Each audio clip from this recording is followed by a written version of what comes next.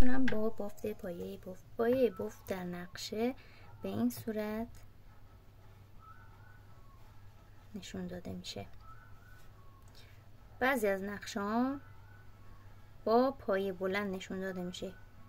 اگر با پایه بلند باشه بهش پایه فندقی هم میگن.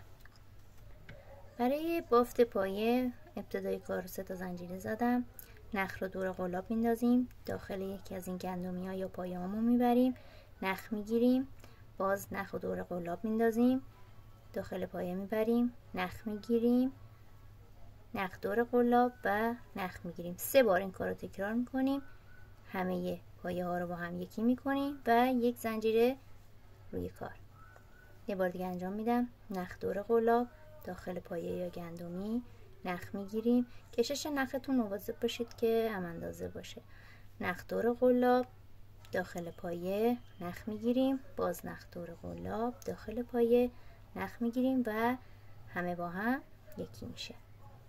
بالای کار یه زنجیره.